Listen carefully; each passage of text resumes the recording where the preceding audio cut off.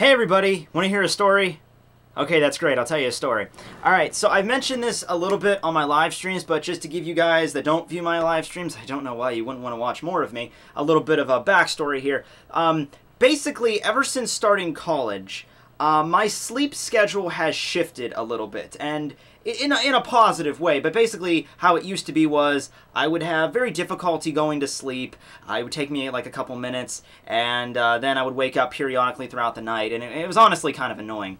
And I think just because starting college and having, using more of my brain power, and, I'm at work also, and I, take time to make videos, and it gets tiring to do videos too. I'm still, using a lot of my, thought process to come up with, new skits and everything. So, it's a little bit exhausting balancing all this stuff. And I think at some point my brain just decides, okay, Matt, done. You're done. Go to bed now. And it's great because I can fall asleep like that now. Like around 11 or 12, I'm like, I'm out. I'm done. I have fallen asleep numerous times, like at my, like right here in front of my computer. Like I'll just like sit down and go to bed and my computer and everything will be still on and everything. But it's good. It's a good thing because I'm out like a rock and I don't wake up as much throughout the night. And it's not like I'm not getting enough sleep. I'm still getting enough sleep. It's just that it's my body's like prioritizing my sleep. I'm like, okay, you're going to bed now and you're not waking up until like 8 o'clock. Okay, we need to cram as much in as possible. Now though, kind of an odd side effect of this, and maybe somebody that knows a little bit more about psychology or the different levels of, sleep or whatever could inform me of this, my dreams have gotten really fucking vivid and really freaking weird.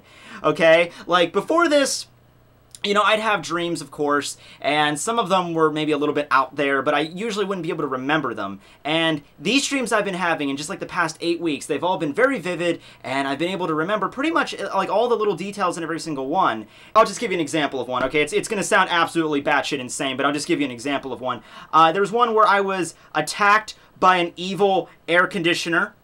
An inanimate household appliance that serves to cool down your room during the summer months, and my brain took that and somehow managed to make it evil and trying to kill me. So that happened, and I'll wake up, and you'll be in like that weird hazy state when you wake up, and you'll still be in the context of the dream, and you'll still like believe, like even if something happened in your dream that's completely nonsensical, you'll wake up and still feel like it's actually happening, and you need to do something about it right now. Like it's like, oh, Gumdrop Kingdom being attacked by a giant dragon. I need to alert the.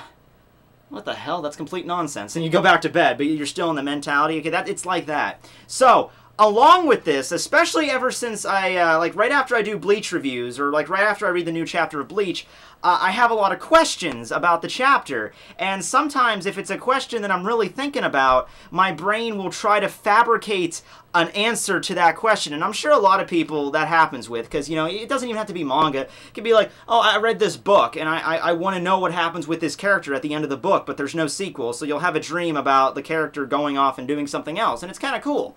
It's inspiration, it's imagination, so it's interesting. But like for example with Bleach, chapter 585, when Renji and Rukia and Byakuya and Shuhei all showed up on the battlefield, and it looked like it was going to be that big melee between the remaining Stern Ritters and the remaining Shinigami. I remember having a dream where in the next chapter, like Colonel Sanders' name was revealed and his letter was revealed and Nanana's power was shown, like all their powers were displayed. And that didn't turn out to be the case, but that was my brain basically trying to figure out, okay, like you need to find an answer to these questions. Last night I had a dream about a certain Stern Ritter that we know nothing about hardly, and that would be Shaz Domino. And I think my brain has finally had enough of this guy, and it's like, okay, Matt, we're gonna give you a backstory for this guy, so strap yourself in and hold on because this is gonna be fucked up, but it's gonna be crazy. All right, so here's diving into the very complex psyche of Tekking101, all right? This is basically my dream last night as I remember it, and it was so vivid that I could actually, I'm probably gonna, maybe not be too clear on certain aspects of it, because, time differentials and everything are always messed up in dreams, but I know the basic gist of the story, and it's absolutely ridiculous, but I'm sure you'll enjoy it. This is the backstory of Shaz Domino, I assume. Okay, so it starts off with Ichigo and Ganju and Rukia and Chad. They're in the ball, and they land in a circus.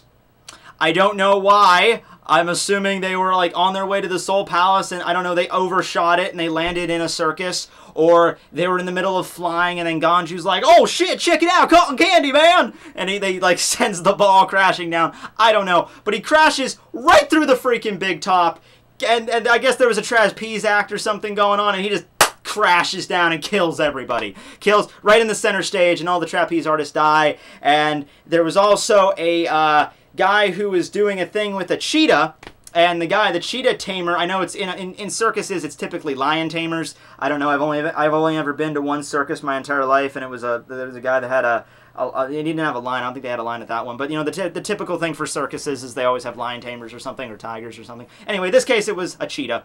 And the guy that was taming the cheetah gets crushed by the ball, you know? And, so Ichigo and his little group, they get out of the ball, and it's like, oh crap, we're in the wrong place. And then the ringleader comes up to them, and the ringleader, I swear to God, I'm not making this up. You know, I'm not just generating nonsense just for your enjoyment. If you want that, go watch some of these videos. This is what happens when I try to generate nonsense. This is sheer, unabashed, unmitigated nonsense, alright? Just straight from my mind. The ringleader is Sebastian from Black Butler. I don't even know why he's in there. I don't know why Sebastian's in there. I haven't watched Black Butler in probably close to a year. The last time I watched it is when I did the Halloween video, which is almost a year ago. That was like the last time, around that time, I watched Black Butler. So apparently, though, Sebastian's just chilling out in my mind, just, you know, waiting to pop in whenever. Maybe he's my inner self. That'd actually be kind of cool. Anyway, so Sebastian shows up, and he's dressed like a ringleader, and he doesn't act like Sebastian. He doesn't act all calm and collected. He's fucking pissed. Because Ichigo just, you know, he's doing his circus or whatever. He's entertaining the masses, and you know, he just comes crashing in and kills everybody. And he started yelling at Ichigo. I'm like, he's like, what do you think you're doing? You're ruining... This isn't how Sebastian talks, but this is, you know, whatever. He's like, what are you doing? You destroyed my circus. The masses, they need to be entertained. And of course, instead of the people, like, this circus is huge. Like, the big top doesn't adhere to the laws of physics or like, it's like the TARDIS, you know, it's bigger on the inside. This thing's like a massive stadium. And everyone's booing because Ichigo crashed out of nowhere and crushed these guys. And a cheetah tamer. I would be kind of entertained by that. I don't know. I'd be breaking out the peanuts in that situation. Like, damn, that was pretty cool. But no, they're all booing Ichigo and the friends because they interrupted the circus. And Ichigo is trying to reason with the guy, and everyone else just kind of goes off. Like, it's mostly just about Ichigo and we'll get to Shaz, but Chad, Orihime, and Ganju, they just kind of wander off. They don't really do much of anything else. And Ichigo's going up to Sebastian. He's trying to talk to him. He's like, okay, well, I'm sorry, we didn't mean to. We were on our way to the Soul Palace, what if something happened? And Sebastian's like, well, what do you expect me to do? And Ichigo's like, okay, we can deal with this. Okay, who did we get rid of? Who did we kill? And Sebastian's like, well, you killed my cheetah tamer, and now the cheetah, you know, they won't be able to entertain the masses. And Ichigo's just like, oh, don't worry, I got a guy for that. So Ichigo, he basically just manifests Shaz Domino out of nothing. And the idea behind this is that I guess when Ichigo met Shaz back when he almost certainly killed him, I guess he became acquainted with him. I don't know, but because we only know like 4 things about Shaz Domino total. We know that he has glasses. We know his name. We know he uses Ryatsu knives as his main weapon, and he wears a cheetah print shirt underneath his regular Sternritter cloak. And I guess my brain just took those, okay, brain, you got 4 things to work with, go crazy. And, so I guess Ichigo now knows Shaz Domino. So he's like, okay, well, we got a guy for this, don't worry. So he pulls out Shaz Domino out of nowhere. And Shaz is absolutely terrified of Ichigo. He's absolutely, like, terrified of him. Like, he's basically Ichigo's little bitch. And because Ichigo, you know, it's implied that he killed him. Because, you know, Ichigo breaks out of the Garganta and Shaz is right there. And Shaz like, hello, I am Sternritter blah. I'm Shaz Domino. And the power that His Majesty blessed me with. And then you just see, like, a bright light and an explosion. It's implied he got killed. Especially since Ichigo was uber pissed in that chapter. But, okay, so, like, Shaz comes out and he's like, oh, what do you want me to do? What do you want me to do? And he's just like, I killed the cheetah tamer! You know cheetahs, you go and you entertain. So, Shaz is just like, okay, sir, I'll go entertain. So, the stage is now fixed.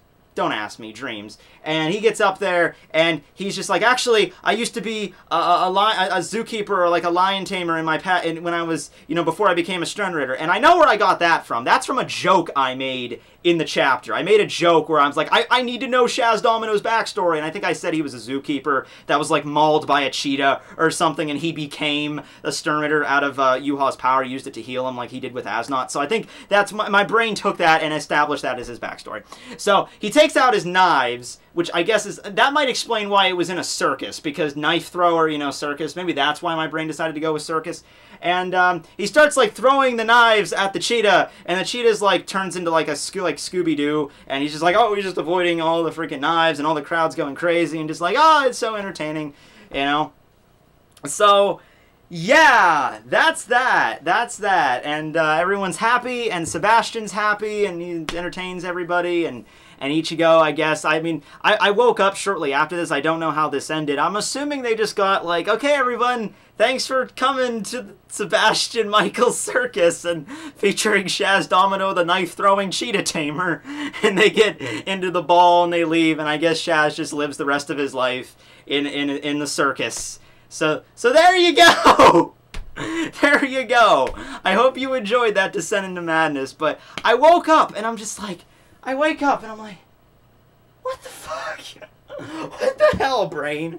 Where did that come from? But it was interesting, so I thought I'd share it with you. Hope you guys enjoyed the backstory there and the history, because I don't think we're ever going to get some information on Shaz again. Like, the most we might get, and I'm thinking how Kubo might do it, is that he would have Shaz mentioned offhand. Like, if Shaz is a Sternritter that died and his position was taken up by another Sternritter, then the other Sternritter that took his position might say something like, yeah, that dumbass had the power before me and then I have it, or something like that. Or maybe Yuha will mention him casually, like indirectly.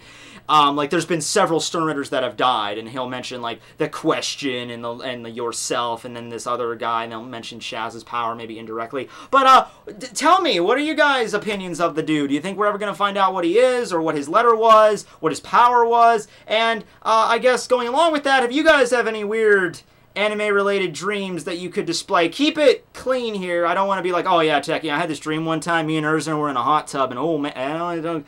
You can keep it PG-13, alright? Okay, fine, PG-14. Alright, there you go. But, yeah, leave the comments below. I'm actually interested in how many people have the whacked-out dreams, the lucidity that I have been doing the past couple months. But, yeah, thanks for watching. Signing out.